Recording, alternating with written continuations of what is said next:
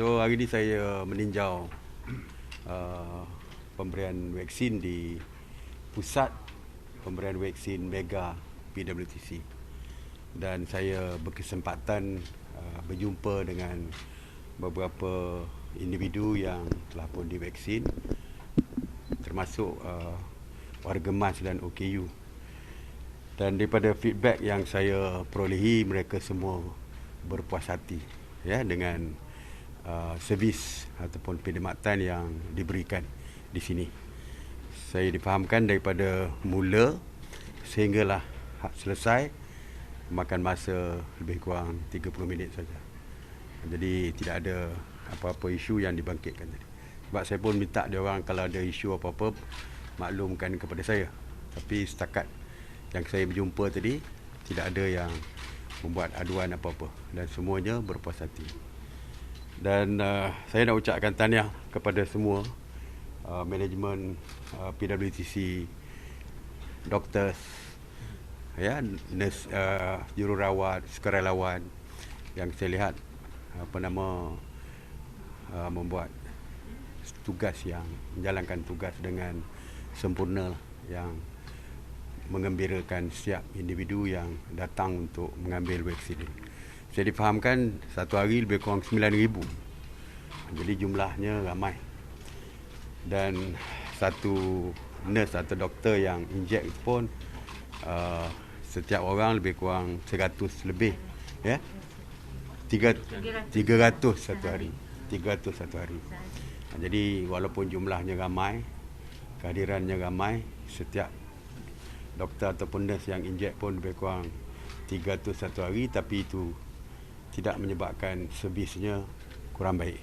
Servisnya tetap baik walaupun dibebani dengan tugas yang besar seperti ini.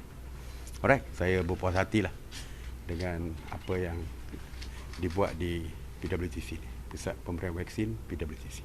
Untuk malam 6,000 kes lagi tu, macam mana sasaran untuk dapatkan bawah 4,000 dan fasa 1 untuk mengalih ke fasa 2 tu?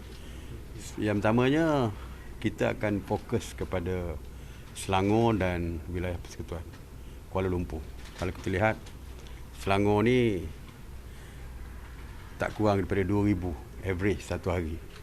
Jadi fokus perlu diberikan kepada Selangor. Begitu juga dengan wilayah Persekutuan Kuala Lumpur. Cuma kita tengah detailkan dari segi tindakan kita.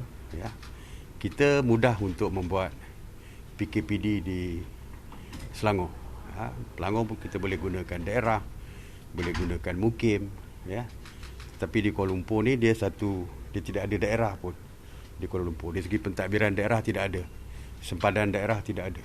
Jadi itu yang kita tengah kaji, dan insya-Allah petang ni saya akan umumkan ya mengenai tindakan kita di Selangor dan juga di Kuala Lumpur ni yang kita nampak yang menyebabkan kes tak turun. Kuala Lumpur campur Selangor, mungkin campur Negeri Sembilan, separuh daripada kes di Malaysia. Dan oleh kerana itu juga kita akan melihat dari segi nilai ambang itu berdasarkan negeri-negeri, ya. Sebab orang negeri lain kata tak fair lah, dia tak boleh berpindah ke fasa 2 kerana kes Selangornya tinggi. Perlis misalnya, dia double digit, kadang-kadang single digit pun satu hari.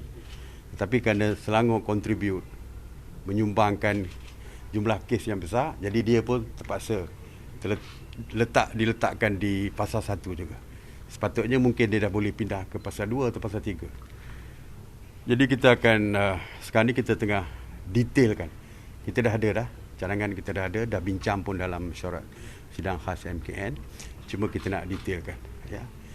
Sebab yang pertamanya ada 3 prasyarat dia. Yang pertama, kes mesti kurang daripada 4,000, itu peringkat nasional. Tapi state kita tak boleh kata 4,000 lah. Kita berdasarkan jumlah berapa kes per 100,000 penduduk. Bagi contoh, katil ICU setengah negeri satu hospital saja. Setengah negeri, kalau setengah negeri itu ada hospital yang banyak. Kalau di Selangor, di Kuala Lumpur hospitalnya banyak. Tetapi Selangor hospital Kuala Lumpur kata ini bukan pesakit daripada hospital, daripada Kuala Lumpur, tapi datang daripada negeri-negeri lain.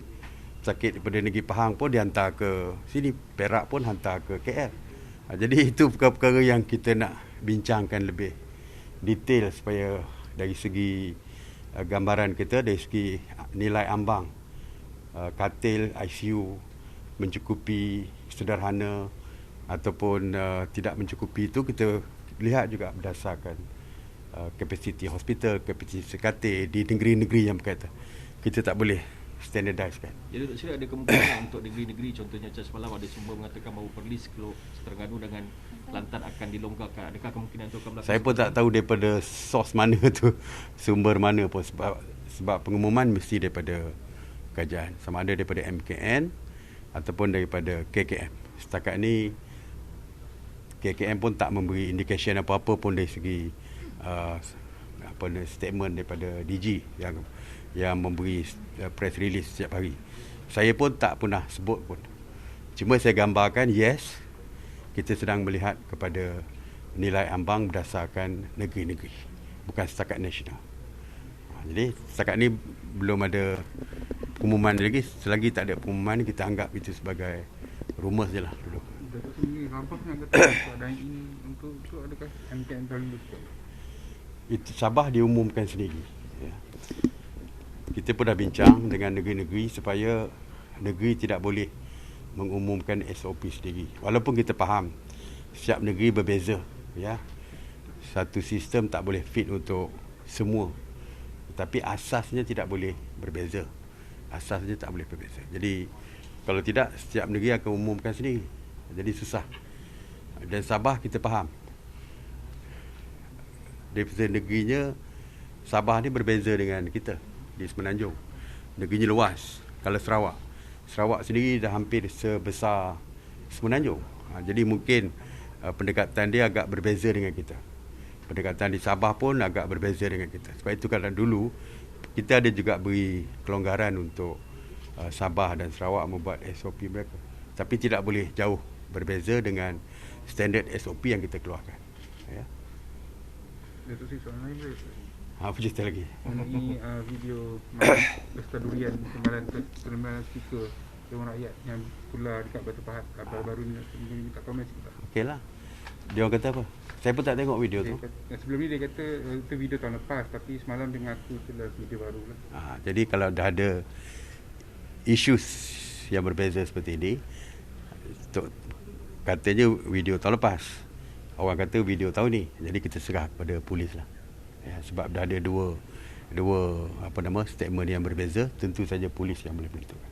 Jadi setiap isu yang berkaitan dengan sesiapa saja, saya dah kata sesiapa pun tidak akan terlepas daripada tindakan undang-undang.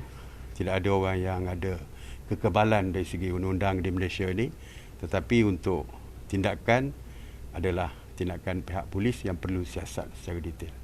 Jadi kita tunggu laporan polis lah. Datuk, kalau berkenaan dengan industri perkilangan, macam mana Datuk? Kata penyumbang terbesar ni kluster, malam masih 13 lagi kluster tu. Ya, saya tahu. Kilang yang didapati melanggar SOP, kilang yang tak sepatutnya dibuka kerana tidak terselarai dalam positif list fasa 1, dan kilang yang didapati ada kes positif, kita akan tutup. Setakat ini saya dah umumkan banyak kilang telah pun ditutup.